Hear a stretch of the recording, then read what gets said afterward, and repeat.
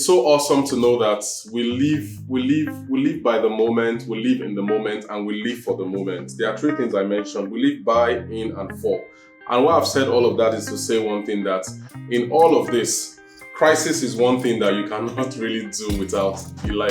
You don't really have a choice as to whether you find yourself in a crisis situation or whether you are out of a crisis. Sometimes you cannot really prepare enough for a crisis. Even when you do your game theory and you do all of those things, you do your gap analysis, you are trying to find out, okay, you even run several strategy sessions just to know how you would deal with a crisis situation. Imagine the pandemic when it came. Nobody could really say this was the strategy for a pandemic. I don't think anybody in this generation has had the opportunity to deal with a pandemic style situation wherein you have to be making decisions on the go. Not even for I don't think people had to read off any book to know how to deal with a pandemic. Leaders just had to rise up and, deal with the situation as they actually found it. So I just want to be talking, I'll talk briefly on a scenario that the NIPC boss has found herself in. I'm sure that the news has it that EFCC invited her to come and deal with some certain issues, some certain complaints, petitions,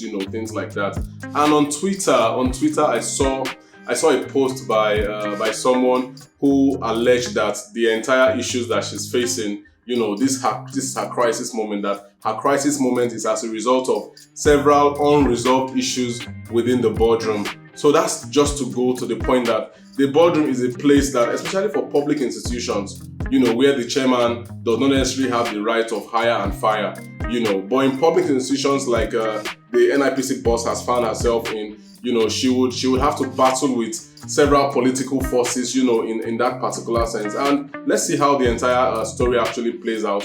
But I wish that she would listen to this video and maybe pick one or two things to be able to run with. But the reality, of course, therefore, is that every crisis is a defining moment.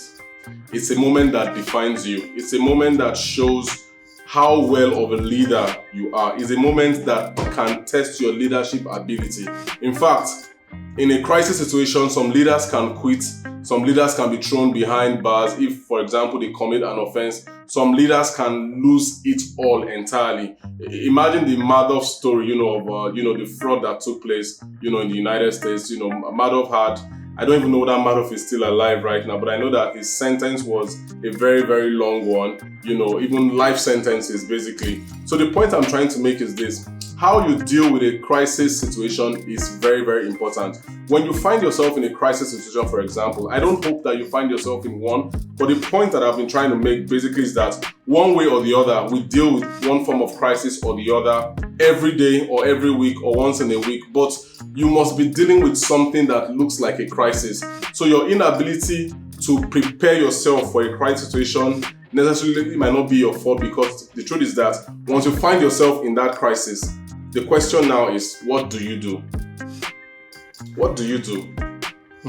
What do you do? So there are several things that you can actually do, but my own rule for dealing with a crisis is basically that you cannot be slow in decision making.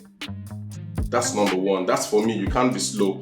When you're in a crisis, you are making several decisions. You are trying to look out for a medium through which you can see through the entire process or the entire problem that you have found yourself in. So you need to surround yourself with either persons who have dealt with a similar crisis or people who understand how to deal with crisis situations. And of course, the media is also a very powerful tool that you need to have beside you so that you can fast track your communication. Having to deal with a crisis situation does not necessarily mean that that's when you now have to take a backstage. You are lazing around, you are waiting for the crisis to throw jabs at you, punches and all that. You are not responding appropriately. So these are some of the things that you need to really know about. You need to move faster, you need to move quick, you need to be smart. The faster things change, the faster you need to communicate. When a crisis is enveloping, you are moving at the pace of the crisis. But the reality is that you have to move beyond the crisis. You have to have seen the entire time frame or the entire story frame of that particular crisis and try and be ahead of the crisis before people begin to form opinions. The fact is that you're not necessarily responsible for anybody's opinion, but you are living in a world of opinions.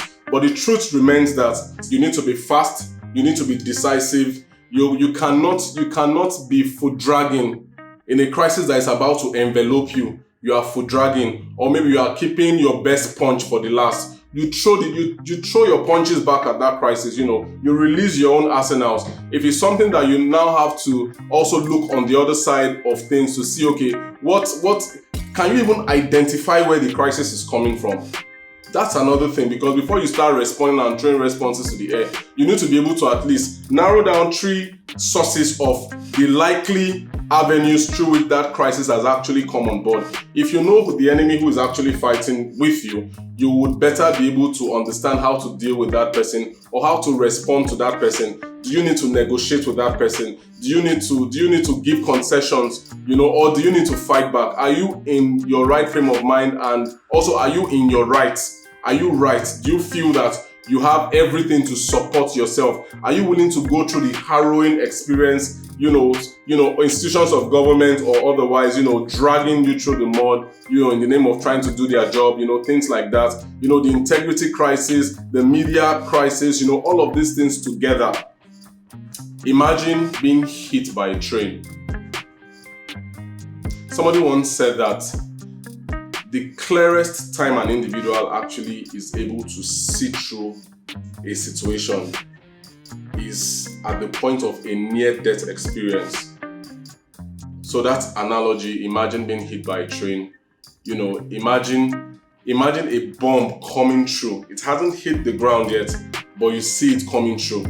You are making that peak decision at that peak moment because it's a do or die scenario.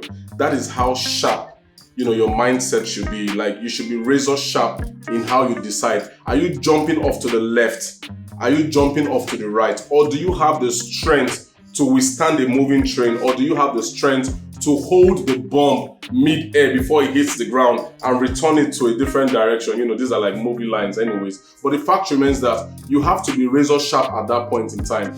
And another thing I learned from the CEO of Airbnb.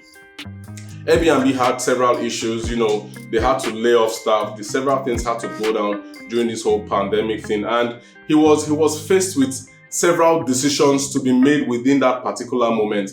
They've never faced a pandemic before. The shares having issues, like the business generally having issues. The overhead is very high. People are not necessarily doing businesses because of the pandemic.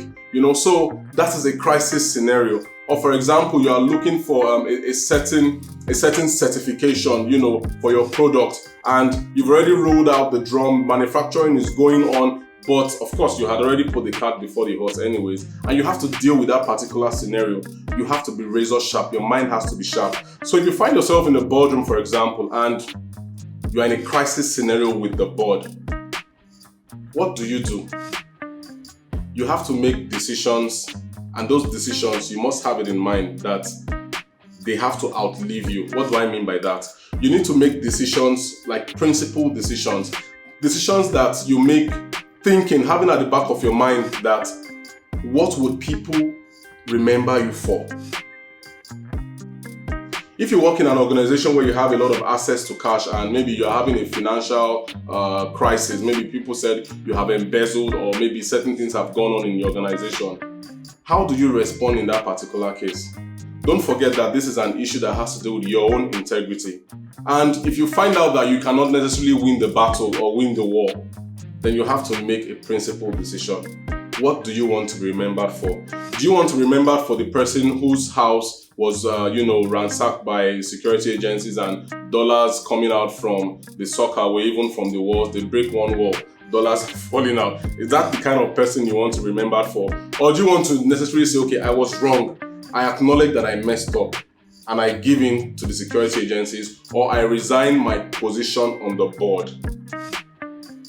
Resignation in some climes in the world, it's a very simple thing. Like I had a scenario while I was in Scotland, and it had snowed heavily. The snow was massive, and all of a sudden, the Minister of Transport comes out the next day to say that he's sorry that he has let the people of Scotland down. And I'm like, like what's this guy talking about? He has let them down because he feels that He has not informed them that the weather the previous day was going to be so terrible to the point that it will shut down a lot of businesses. People might be, trapped along the way going to work because of the weather. That lack of information, he didn't inform the public promptly, or he did not inform the public vigorously. Like, all the media channels were not agog with the news of a very terrible weather. And the guy just wakes up and he's like, I resign, people of Scotland, I'm sorry I've let you down. Oh my God, in fact, you see potholes all around. I don't think this is part of the video, but I just want to talk about it. You see potholes everywhere. For example, you're in Gwarinpa Estate, you're in Abuja, you see a lot of crazy things, refuse pile up, different things. Nobody's even talking to, nobody's resigning, but I hope that we will get to that point where you employ by voting for maybe a local government chairman, for example, and the road to the area council is like a death trap. And the person comes and says, I promised I was going to fix this road in 30 days. It's 90 days now. I'm sorry I let you down. I love my countrymen. But anyways, the point I'm trying to make basically is that you need to make a principled decision. It's not every time that you want to see a crisis through. Sometimes you might have to ease yourself out. If you have all it takes politically and otherwise to stay the course, then you can keep jamming it, keep learning as you're jamming it. But always be sure that in every crisis, you can see your way through. You can see the end point of that particular crisis situation. If you know you cannot ride it to the end, sincerely, don't even start the ride. Try and go straight for negotiation, because somehow if it's a people-induced crisis, people might want to see you out of the way. And what better way to negotiate with those guys, to see your way through? That could still be you making a principled decision anyways. But the goal basically is this. You cannot over-prepare for a crisis. You may have done the gap analysis, you may have done the game theory, you may have done all these things, but you will still be faced with crisis. In fact, even imagine another crisis scenario of maybe you're running a company, a great company, and all of a sudden some people feel that your leadership is not such that will take that particular company to the next level, and people within that you may have even brought on board to come and join you in that company, they conspire against you. How do you deal with that particular crisis? So be prepared. Be prepared. Crisis do come. You can never really be over prepared. Look at what just took place in Afghanistan, for example.